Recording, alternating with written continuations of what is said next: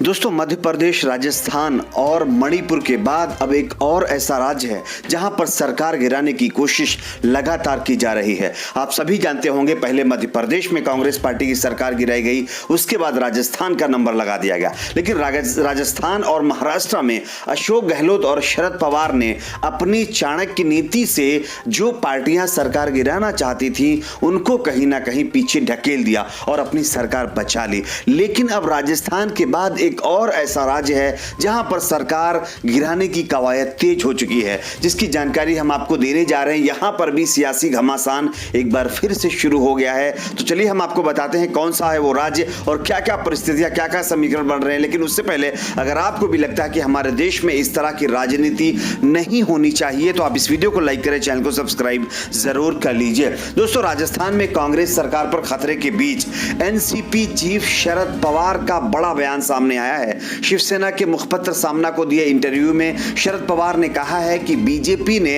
NCP को सरकार बनाने की पेशकश यानी चुनाव के बाद की थी, लेकिन महाराष्ट्र में बीजेपी का ऑपरेशन कमल कामयाब नहीं होगा।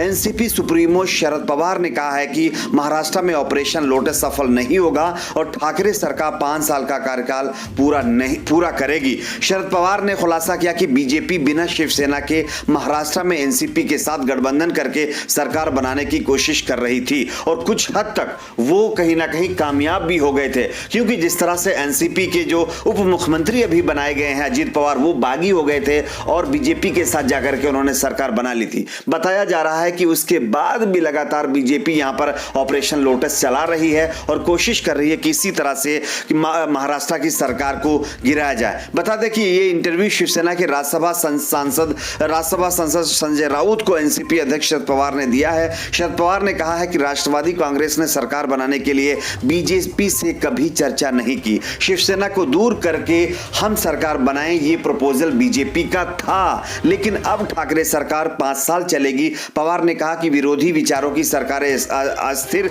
करने सत्ता का दुरुपयोग है। ऑपरेशन लोटस उसी का एक हिस्सा है जो बीजेपी लगातार इसको चला रही है और अलग अलग राज्यों में गैर बीजेपी शासित जो राज्य है वहां पर जो गैर बीजेपी सरकारें हैं उनको गिराने की कोशिश कर रही हैं। लेकिन हम ये बीजेपी के ऑपरेशन लोटस को महाराष्ट्र में सफल नहीं होने देंगे। महाविकास आघाड़ी महागठबंधन की सरकार यहां पर 5 साल चलेगी। यानी कि राजस्थान के बाद अब नंबर आ चुका है दोस्तों महाराष्ट्र का, जहां पर ऑपरेशन लोटस चला जा रहा है। क्या आप इस ऑपरेशन के खिलाफ हैं? आपको इस पर क्या लगता है? नीचे कमेंट बॉक्स में जरूर बताइए। इस वीडियो को लाइक करिए, शेयर करिए, चैनल को सब्सक्राइब जरूर करें।